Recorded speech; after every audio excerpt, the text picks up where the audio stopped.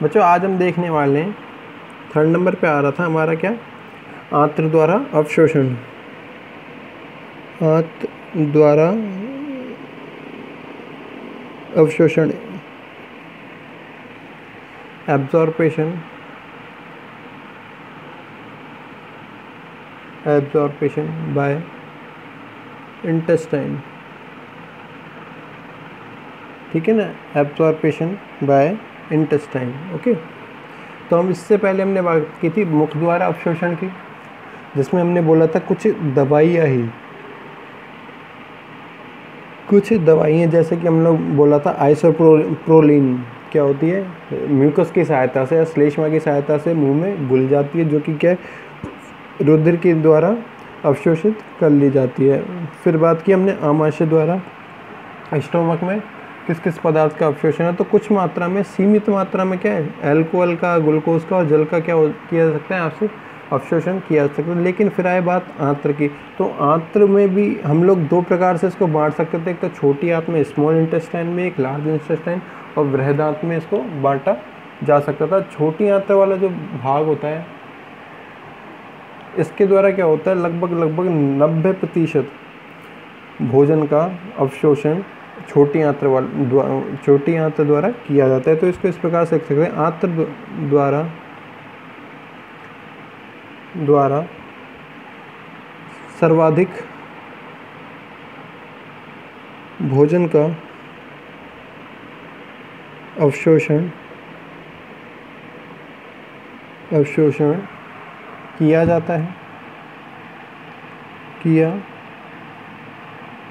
जाता है, इसमें लगभग 90%, इसमें लगभग 90%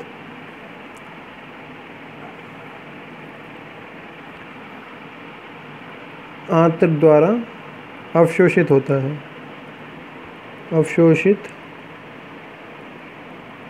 है, ठीक है ना। अब यदि आंत्र की संरचना की बात की जाए, ठीक है, आंत्र की संरचना की बात की जाए तो कुछ इस प्रकार से इसकी क्या होती है, संरचना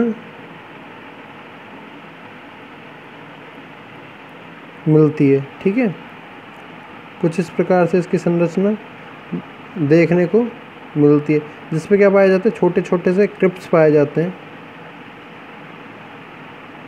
इस प्रकार से क्या पाए जाते हैं, वलन पाए जाते हैं। नीचे की ओर पाई जाती हैं एपिथेलियल सेल्स, नीचे की ओर पाई जाती हैं एपिथेलियल सेल्स, जो कि अवशोषण में सहायता करती हैं।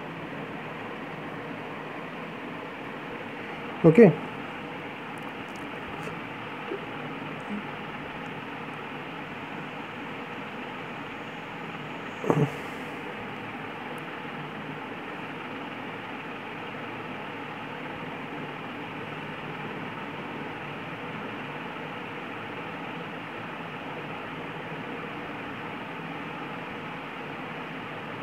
कुछ इस प्रकार से मिल सकता है। यहाँ पे क्या होंगे, इंटेस्टाइनल ग्लैंड्स हो सकती है, जो कि हमने देखा था अभी, ब्रूनर्स ग्लैंड पाए जाएँ, और साथ ही साथ इंटेस्टाइनल ग्लैंड, जिसमें क्या है, माइक्रोविलाइज बनती हैं। ये क्या हो जाए, इंटेस्टाइनल ग्लैंड, ठीक है ना। अब ये यहाँ पे जो गड्ढे निकले हुए हैं, जो कि क्या करते हैं, इसके सरफेस एरिया को क्या करते हैं, क्षेत्रफल को बढ़ाने का कार्य करते हैं, इसके क्षेत्रफल को, इसकी सतह के क्षेत्रफल को बढ़ाने का कार्य करते हैं। इनको हम लोग बोलते हैं माइक्रोविलाई, या रसांकुर भी बोल सकते हैं, या सूक्ष्मांकुर भी बोल सकते हैं, ठीक है ना, रसांकुर। यहाँ पे पाए जाते हैं ऊपर वाले रीजन में विलाई रीजन, ठीक है ना। साथ ही साथ इसके बॉटम में पाई जाती हैं कैपिलरीज, जो कि अवशोषित करने के बाद में भोजन इधर दिया जाता है, जिससे क्या निकलते हैं, ब्लड द्वारा ये जुड़ी रहती है और लीवर तक ग्लूकोज को या अन्य पदार्थों को पहुंचाया जाता है, ठीक है ना। बीच में पाई जाती है मसल्स या मसल फाइबर्स, ठीक है ना। यहाँ पे पाई जाती है एपिथेलियल सेल,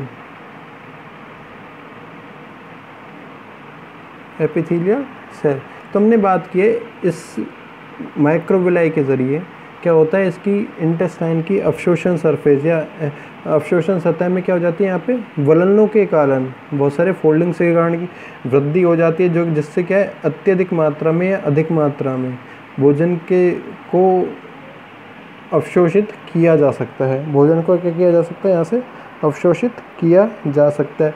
तो हो जाएगी, ये फिगर हो जाएगा आपका माइक्रोविलाई ऑफ इंटेस्टाइन, ठीक है ना, माइक्रोविलाई ऑफ इंटेस्टाइन, इंटेस्टाइन की माइक्रोविलाई का एक डायग्राम हो जाएगा। तो इसमें अगर बात की जाए और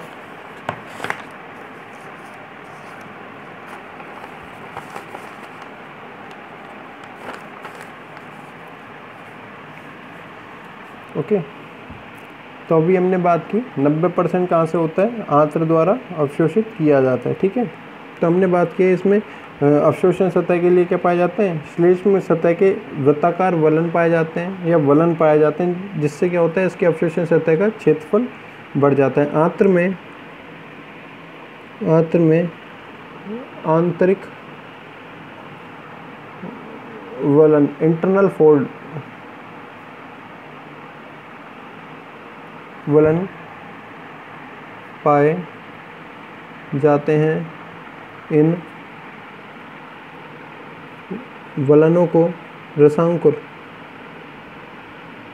माइक्रोविलाई कहा जाता है, जिससे अवशोषण सतह के क्षेत्रफल में, अवशोषण सतह के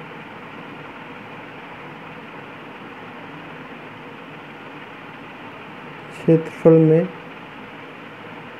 वृद्धि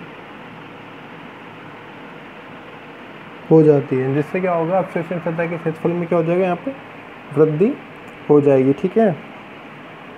जिससे लगभग अवशोषण सतह लगभग 600 गुना तक क्या होगी, यहाँ पे बढ़ जाएगी। अब इन अवशोषण सतह की हम लोग या रसायनिकों की बात की जाती है, तो इसमें क्या पाया जाता है, ब्लड कैपिलरीज या रक्त कोशिकाओं का या केशिकाओं का जाल पाया जाता है।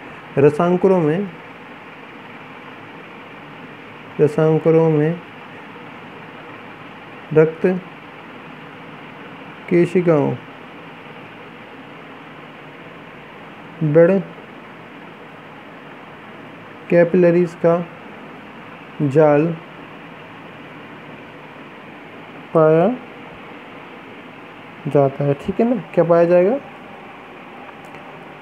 रक्त केशिकाओं का जाल पाया जाएगा। अब बात की जाए यदि वसा की, या कह सकते हैं हम लोग प्रोटीन कार्बोहाइड्रेट का क्या होता है, यहाँ से अवशोषण किया जाता है। और प्रत्येक रसायनकुर में एक निश्चित प्रकार की, विशिष्ट प्रकार की क्या होती है, आर्टरी और पाई जाती है, धमनी पाई जाती है, जो जिसमें क्या करता है, रुधिर पाया जाता है, रुधिर प्रवेश करता है, जिससे बाहर आकर यकृत में चले जाता है, या यकृत में रुधिर वाहिनियाँ खुलती हैं। तो हम इस प्रकार से कह सकते हैं, रसायनकुरों में उपस्थित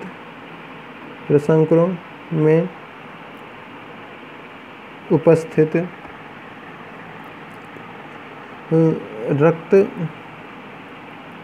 केशिकाएं वसा, कार्बोहाइड्रेट व प्रोटीन का अवशोषण करके इन्हें यकृत में ले आती है, यकृत में ये खुल जाती है, जहाँ पर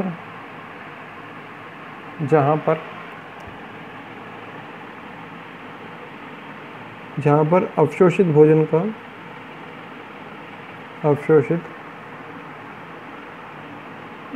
का परिवर्तन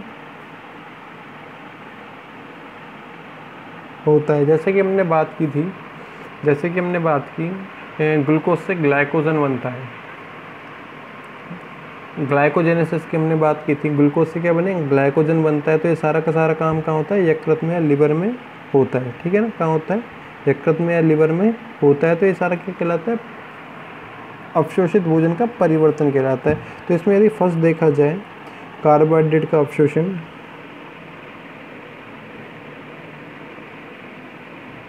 का अवशोषण, ठीक है ना, एब्जॉर्प्शन ऑफ कार्बोहाइड्रेट, क्या हो, एब्जॉर्प्शन ऑफ कार्बोहाइड्रेट की यदि बात की जाए तो कार्बोहाइड्रेट के रूप में हमने बात की, जैसे अंतिम उत्पाद कार्बोहाइड्रेट के होते हैं मोनोसैकेराइड, जैसे ग्लूकोज की, फ्रक्टोज, गैलेक्टोज, मैनोज की हम लोग बात कर सकते थे। इसमें से यदि बात की जाए फ्रक्टोज और मैनोज की या पेंटोज शर्करा की, तो इनका अवशोषण निष्क्रिय परिवहन द्वारा किया जा सकता है। मतलब इसके लिए कह सकते हैं हम लोग फ्रक्टोज, मैनोज और पेंटोज के अवशोषण के लिए किसी भी प्रकार की ऊर्जा की आवश्यकता नहीं होती, ठीक है ना। तो हम इस प्रकार से कह सकते हैं निष्क्रिय परिवहन द्वारा, निष्क्रिय परिवहन यहाँ लिख देते हैं, ऊर्जा की आवश्यकता नहीं, ऊर्जा की आवश्यकता नहीं, ठीक है ना। निष्क्रिय परिवहन द्वारा फ्रक्टोज, मैनोज व पेंटोज शर्कराओं को व सक्रिय परिवहन, एक्टिव ट्रांसपोर्ट द्वारा, सक्रिय परिवहन, एक्टिव ट्रांसपोर्ट, जिसमें हमने बात किया ऊर्जा की आवश्यकता, ऊर्जा की आवश्यकता, मतलब इनके अवशोषण के लिए क्या करना पड़ेगा, हमें ऊर्जा खर्च करनी पड़ेगी, ठीक है। ऊर्जा की आवश्यकता, सक्रिय परिवहन द्वारा ग्लूकोज व गैलेक्टोज, ग्लूकोज व गैलेक्टोज का अवशोषण किया जाता है, ठीक है ना। कार्बोहाइड्रेट में हमने देखा कि फ्रक्टोज, मैनोज और पेंटोज निष्क्रिय परिवहन द्वारा, मतलब ऊर्जा, इसके अवशोषण के लिए हमें किसी प्रकार की ऊर्जा को अवशोषित, इसकी ऊर्जा को लगाना नहीं पड़ेगा, ठीक है ना। लेकिन जब भी ये बात की जाए ग्लूकोज और गैलेक्टोज की, तो इसको हमको अवशोषित करना पड़ेगा सक्रिय परिवहन द्वारा, मतलब इनके अवशोषण के लिए भी हमें क्या करनी पड़ेगी, कुछ मात्रा में ऊर्जा देनी पड़ेगी। क्या करना पड़ेगा, ऊर्जा देनी पड़ेगी, ठीक है ना। अब ये सारी की सारी शर्कराएँ कहाँ जाती हैं, यकृत में आ जाती है। यकृत से रुधिर द्वारा कहाँ पहुँच जाती है, कोशिकाओं द्वारा स्थानांतरित कर दी जाती है। तो और लगभग 120 ग्राम प्रति घंटे की रफ्तार से इनको अवशोषित किया जाता है। आंत्र द्वारा ग्लूकोज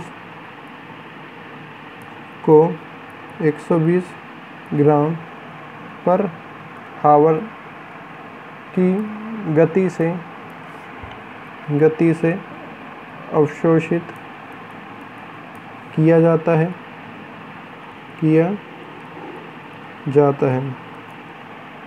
ठीक है ना। अवशोषित शर्कराएँ कहाँ आएंगी, यकृत में। अवशोषित शर्कराएँ यकृत में आ जाती है, जहाँ से ये रक्त वाहिकाओं द्वारा कोशिकाओं तक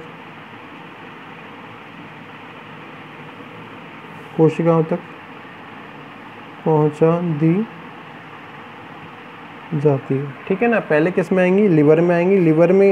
लिवर के बाद इन्हें कहाँ पहुंचा दिया जाएगा, रक्त वाहिकाओं की हेल्प से कोशिकाओं में पहुंचा दिया जाएगा, जहाँ पे क्या होता है, इनका अधिक आवश्यकता होती है। ओके, फिर आती है बात बी पार्ट, जो कि क्या है, प्रोटीन का अवशोषण। क्या होता है, प्रोटीन का अवशोषण। प्रोटीन्स का अवशोषण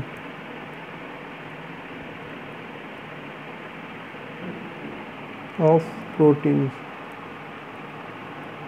तो प्रोटीन के लिए हमने बोला किसके रूप में, विभिन्न प्रकार के क्या पाए जाए यहाँ पे डाइजेस्टिव एंजाइम होते हैं या डाइजेस्टिव जूस होते हैं, जिसमें क्या था प्रोटियोजेज एंजाइम मिलता है, ठीक है ना। उसके द्वारा अमीनो अम्लों में क्या किया जाए, इनको प्रोटीन को पहले तोड़ा जाए, उसके बाद में क्या किया जाए, इनको अवशोषित किया जाए, ठीक है ना।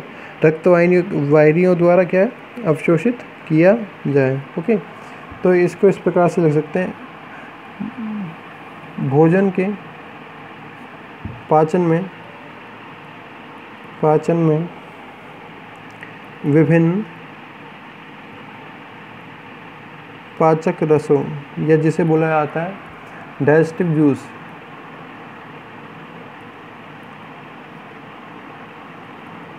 जूस की सहायता से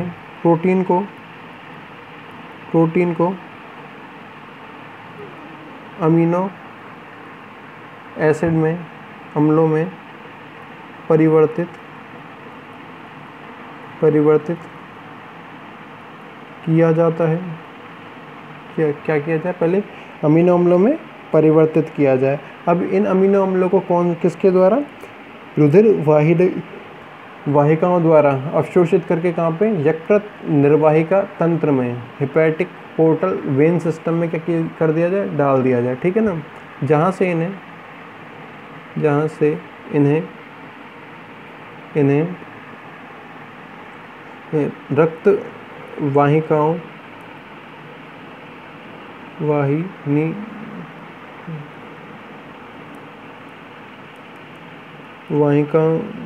द्वारा अवशोषित करके यकृत निर्वाहिका तंत्र, हेपेटिक पोर्टल वेन द्वारा यकृत में डाल दिया जाता है। कहाँ डाल दिया जाएगा, यकृत निर्वाहिका तंत्र द्वारा यकृत में क्या कर दिया जाए, डाल दिया जाए। जहाँ पे क्या होते हैं, ये घुलनशील अवस्था में एपिथेलियल सेल्स द्वारा क्या है, अवशोषित कर लिए जाए और कोशिकाओं को भेज दिए जाते हैं, ठीक है ना। तो अभी हमने बात की कार्बोहाइड्रेट के अवशोषण की, प्रोटीन के अवशोषण की। यहाँ तक द्वारा अवशोषण में हमने देखा कि माइक्रोविलाई को देखा, माइक्रोविलाई की संरचना को देखा, ठीक है। उसके बाद हमने इसकी किसके द्वारा अवशोषण किया जाए, कोशिकाओं के द्वारा अवशोषण हुआ, रक्त केशिकाओं द्वारा, ब्लड कैपिलरीज द्वारा, किसका कार्बोहाइड्रेट, प्रोटीन और फैट का, जो कि यकृत में चले जाते हैं। यहाँ पे कुछ विशेष प्रकार के परिवर्तन होते हैं, भोजन में विशेष प्रकार के परिवर्तन होते हैं, ठीक है ना, जहाँ से इन्हें कोशिकाओं में भेज दिया जाता है, ठीक है ना। उसके बाद में आएगी आपकी वसाओं का अवशोषण, जो कि हम लोग नेक्स्ट वीडियो में देखेंगे। Thank you.